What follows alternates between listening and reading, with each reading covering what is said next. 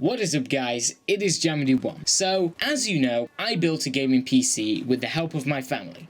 Primarily my brother, who had built one at the end of last year. And as someone who's been playing games on consoles for most of the time, for around 9 to 10 years, making a proper transition to PC gaming has been an interesting experience for me, and I wanted to share some of those experiences with you guys. The first part to building your own PC is of course choosing the parts for your computer. The thing I found fascinating was how I was able to choose each individual part and how I could easily make sure they were all compatible together. The website I used to find all the parts was PC Part Picker, and the process was great. This links to the best thing about PC gaming, the nearly endless customization in terms of hardware and software. I got to choose the processor, the graphics card, storage, a keyboard, and monitor. I didn't get a gaming mouse as I felt like I didn't really need one. I mean, the mouse I have is pretty basic, but it's fine for me.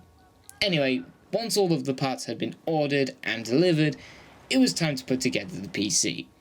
Even though it may look difficult to some of you guys, I can assure you that it is not as bad as you think. In fact, I was surprised at how easy certain parts are to install. For example, the memory just slots into place, no real effort required. However, it wasn't all good. The graphics card I have is an EVGA GTX 960 super clocked, and as a result, it was huge. Because of this, it was really hard to properly get it into place. Even when we thought we did, when we came to test the PC after installing Windows, it wasn't being recognized at all. That is until we pushed it into place even more than we had initially. This is a fix that is commonly brought up for anyone having PC building issues. Just make sure anything is securely in place as much as it can be, then check if it works. In some cases, problems fix themselves. When we first booted the PC and installed Windows, we realized that the cooler for the processor wasn't spinning at all, which meant that the processor was really hot. Even during inactivity, it would reach temperatures such as 60 degrees. However, one day, we tried it again, and it worked.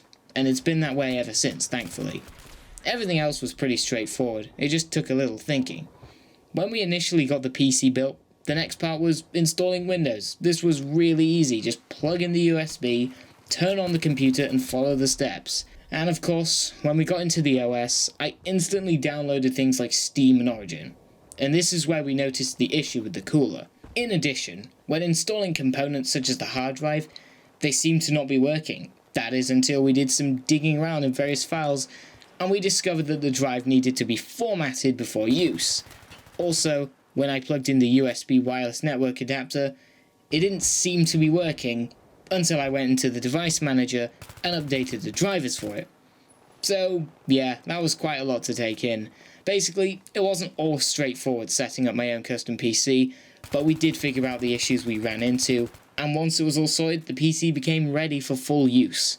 I would say that PC gaming is definitely the best way to play games, especially if you want the highest quality and the best performance.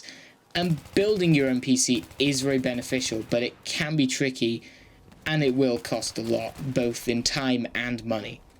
Thank you guys so much for watching, and taking the time to listen to my story. And I'll see you guys next time. Bye!